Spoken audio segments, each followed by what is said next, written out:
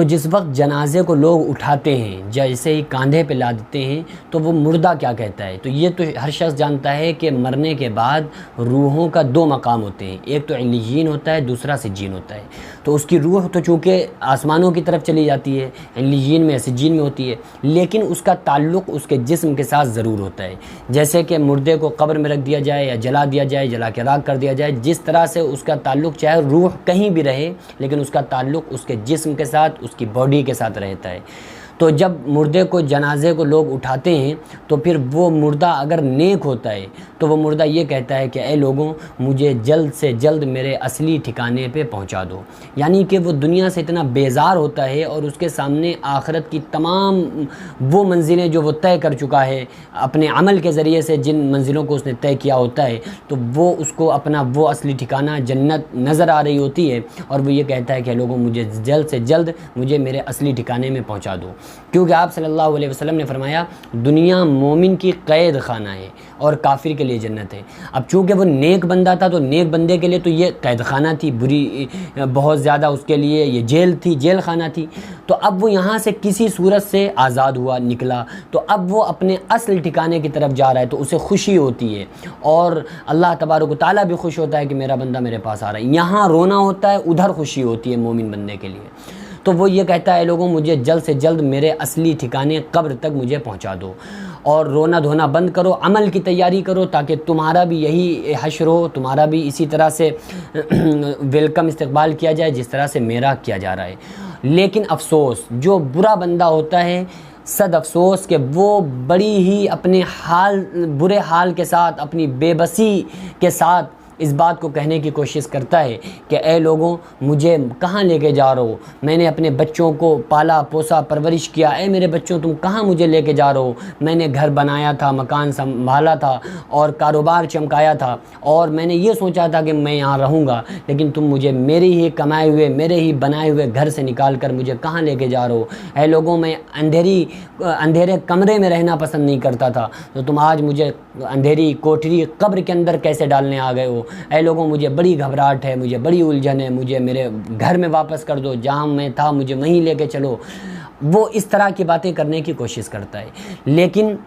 نہ ہی اس نیک بندے کی آواز انسان سن سکتے ہیں اور نہ ہی اس برے بندے کی آواز انسانوں کے کانوں تک پہنچتی ہے، اور نہ ہی قبر میں جو حساب کتاب، جو معاملات سوال و جواب ہوتے ہیں اور چیخ و پکار مردوں کے اوپر جو گناہگار بندے ہوتے ہیں، تو ان کے ساتھ جو معاملات ہوتے ہیں، اس کی جو سزا ہوتی ہے، اس سزا کی میں جو چیخ و پکار ہوتی ہے، اس چیخ و پکار کو بھی اس دنیا کے لوگ نہیں سن سکتے۔ آپ صلی اللہ علیہ وسلم نے فرمایا کہ اللہ تعالیٰ نے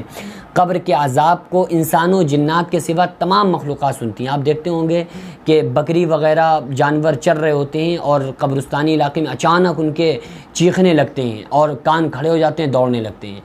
تو غالب گمان ہے کہ ان کو وہ قبر کا عذاب ان کو سنائی دیتا، اس وجہ سے وہ ایک دم پریشان ہو جاتے ہیں۔ تو اگر اللہ تعالیٰ اس عذاب کو دنیا والوں کو سنا دیتا تو پھر تو ظاہر سی بات ہے ہر شخص نماز و روزہ قرآن کرنے ہی لگتا، کیونکہ بچہ ماں کے پیٹ میں ہو، اس سے کہا جائے بیٹا تم دنیا میں آؤ گے، اتنا بڑا زمین آسمان چاند سورج ستارے، نہیں مانے گا، وہ کہے گا کہاں کی باتیں کرتے ہو میاں، یہی زندگی ہے، یہی 3 جھلیوں کا ماں کا پیٹ جو ہے، یہی ایک زندگی ہے، یہی اندھیرا ہی سب کچھ ہے۔ اب اس سے کہا وہ دنیا میں آیا، واقعی دیکھا اتنا بڑا زمین آسمان چاند سورج ستارے، اب اس سے کہا جا رہا ہے بیٹا کچھ نہیں ہے، یہ مٹ جانے کا گھر ہے، لٹ جانے والا سرمایہ ہے، مچھر کا پر ہے، مکڑی کا جالا ہے، اصل ٹھکانہ جو ہے وہ جنت ہے، وہ آخرت ہے، وہ قبر کی منزلیں ہیں، وہاں زیادہ دن رہنا ہے، وہ لائف ٹائم ہے، اصل لائف ٹائم جو کبھی زندگی ختم نہ ہونے والی آخرت کی زندگی، جدھر نظر اٹھاؤ گے 70,000 سال تک دیکھتے رہو گے، ایسی نہریں، ایسی حوریں۔ تو اب اس کے وہ سمجھ میں نہیں آ رہا ہے، جس طرح سے بندے کو ماں کے پیٹ میں یہ کہا جا رہا تھا کہ دنیا میں آؤ گے، اتنا بڑا زمین آسمان چاند سورج ستارے، نہیں مان رہا تھا، یقین نہیں ہو رہا تھا، اسی طرح سے یہاں کہا جا رہا ہے کہ وہاں چلے جاؤ، وہاں کی زندگی بڑی حسین خوبصورت، تو اب اس کے وہ سمجھ میں نہیں آ رہا ہے۔ تو اس لیے ایمان، جو غیب پر ایمان لانے کا جو اللہ نے حکم دیا ہے، وہ اسی وجہ سے کہ ہم نے کچھ دیکھا نہیں،